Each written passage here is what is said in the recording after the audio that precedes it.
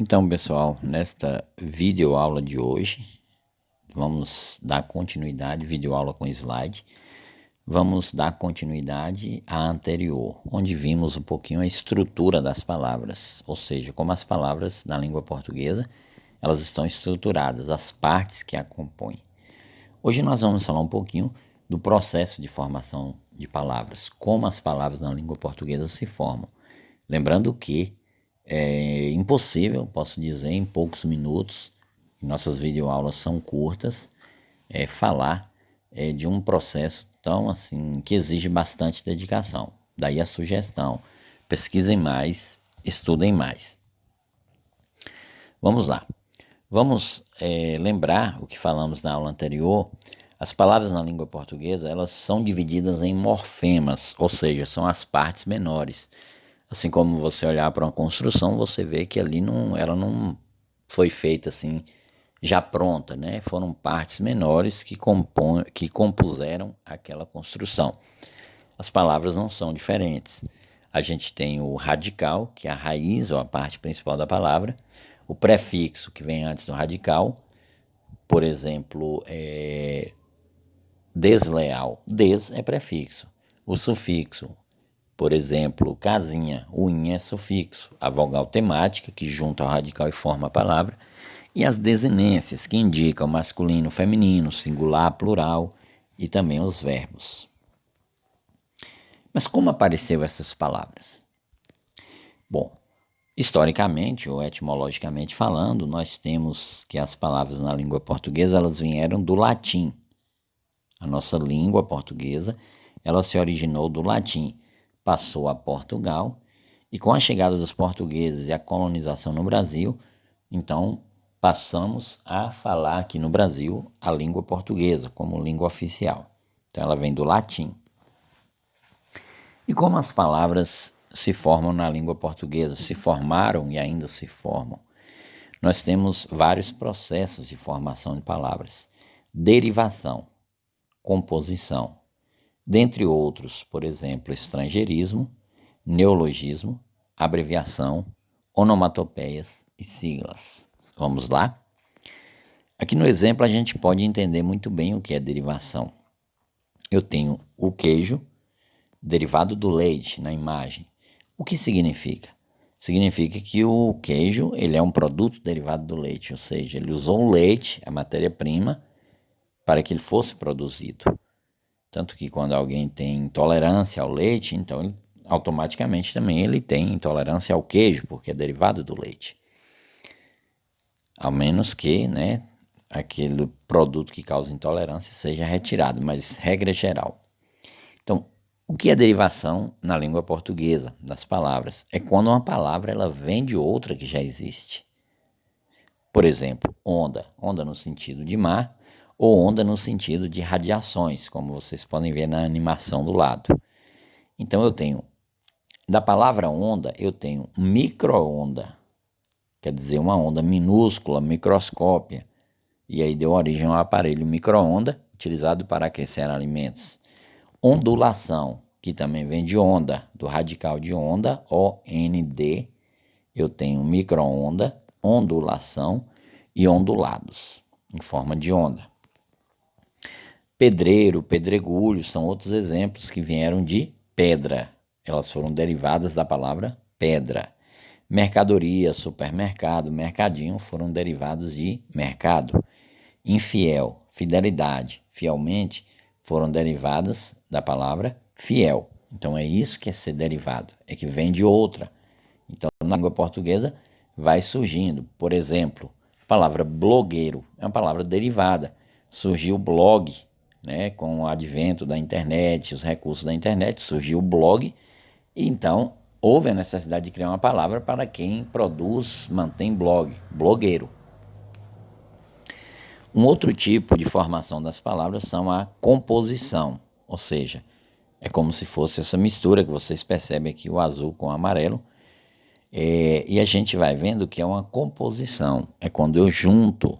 Para fazer uma receita de bolo, por exemplo, você tem a composição. Você precisa dos ingredientes para dar origem àquele produto. Então, quando ocorre a união de duas ou mais palavras para nomear um único ser. Isso é interessante, porque às vezes eu uso duas, três palavras, são dois, três seres diferentes. Querem ver um exemplo? Guarda-chuva. Então, eu uni duas palavras, guarda, que é uma palavra que já existe no sentido de guardar, de proteger, e chuva, que é outra palavra. Mas quando eu juntei guarda mais chuva, eu estou dando o nome a um único ser, que é um aparelho, um instrumento que protege da chuva. Então aí nós temos guarda-chuva, couve-flor, bem-te-vi, o João de Barro, o paraquedas, que o objetivo é parar a queda ou impedir que a pessoa caia quando salta, né? Paraquedas e assim por diante. Agora, é importante vocês saberem que às vezes eu junto duas ou mais palavras para dar nome a um ser. Pode acontecer que nessa junção nenhuma palavra sofra prejuízo, ou seja, perca letra ou som, fonema. Igual guarda-chuva, continua do mesmo jeito, só uniu. Couve-flor, mesmo jeito. Passa tempo, não perdeu nada. Então, quando não há esse prejuízo, a gente chama de justa posição. Por quê? Porque às vezes uma palavra fica no prejuízo. Por exemplo, planalto. Se você olhar plano mais alto, o O sumiu de plano. Se você olhar pernalta, um A desapareceu em pernalta. Olha essa outra interessante, filho de algo, fidalgo. Essa palavra fidalgo significa filho de algo, filho de alguém importante. Olha quantas letras sumiram aqui. Vinagre, conhecido por nós, né, muito utilizado, a palavra também vem de vinho, mais acre, do latim, que quer dizer azedo, né? Então, vinagre. E embora mais interessante ainda, em boa hora. Olha quantas letras perderam. Então, quando as palavras se juntam para dar nome a um ser, a gente chama de composição, elas podem não perder letra, que é a justa posição, mas podem também perder letras ou sons, que é a aglutinação. Esses são os dois, composição. Composição e derivação são os dois processos mais conhecidos. Derivar, que é vir de outra palavra que já existe. Composição é juntar duas palavras para dar um nome a um ser que foi criado. Agora, existem outras formas, como estrangeirismo. Estrangeirismo é empréstimo de outra língua. Então a gente tem contato com outra língua. Por exemplo, futebol.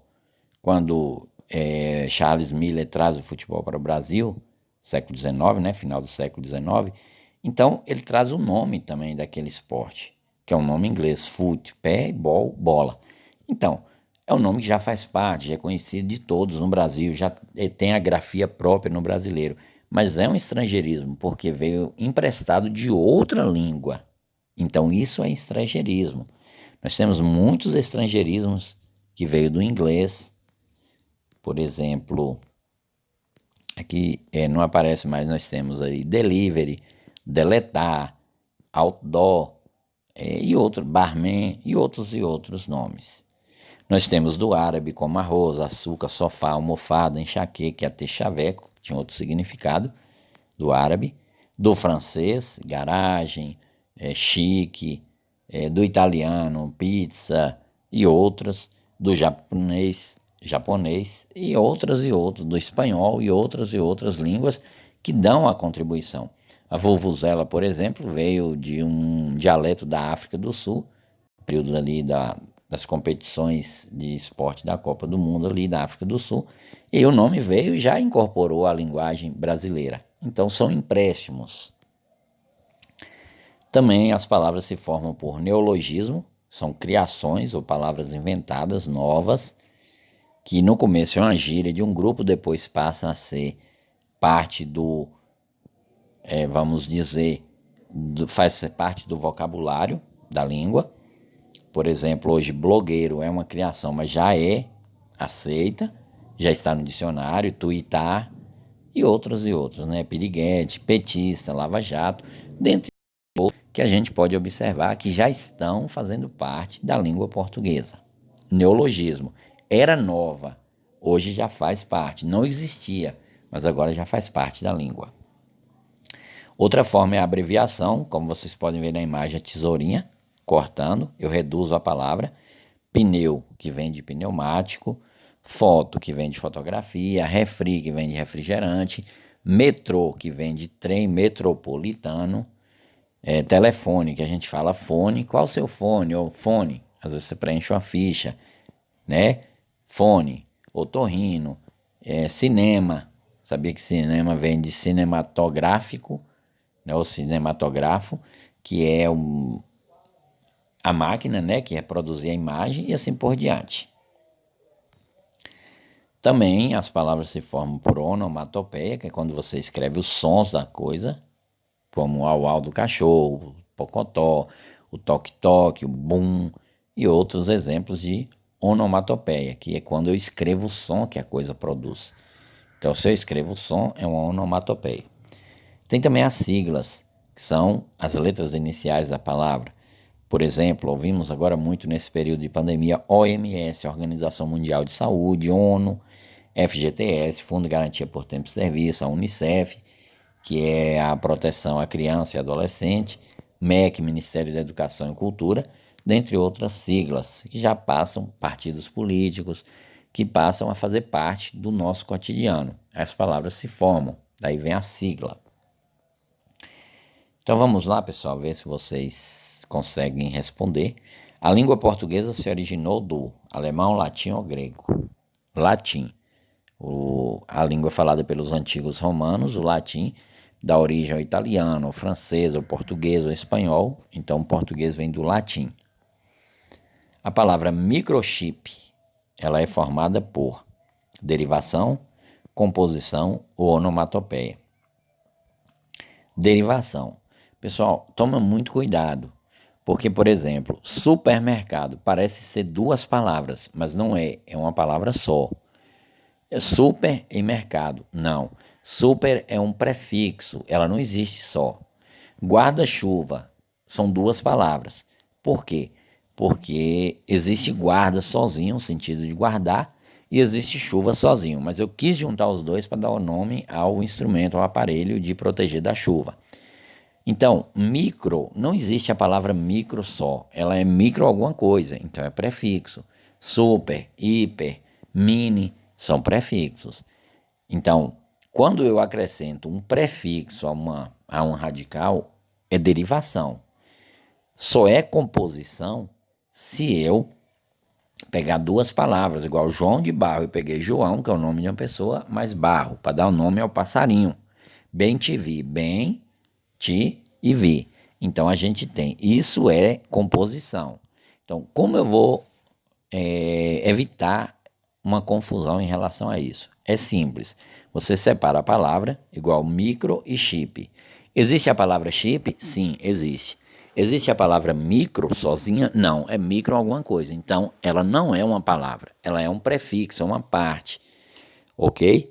Então, não é composição, não é derivação, não é onomatopeia, que onomatopeia é o som das coisas, é uma derivação. Ou seja, microchip vem de chip. Qual das palavras abaixo é composto, ou seja, formado por composição? Desinteressante, micro-ondas ou girassol? Desinteressante não é, porque desinteressante é o prefixo mais interessante. Não existe só a palavra des. Ela não existe só. Lembra a dica? Micro-ondas também não é, porque não existe só a palavra micro. Então, micro é alguma coisa. Então, ondas. Então, ela não é composição. Agora, girassol é. Sabe por que girassol é? Porque são duas palavras, que é gira, de girar, e sol. Porque a planta lembra o movimento do sol, ela gira, né? Então, lembra o movimento do sol. Gira, sol. Então, isso é composição. Só é composição se for duas ou mais palavras. Então é isso, pessoal. Espero que vocês tenham gostado e até a próxima, se Deus permitir.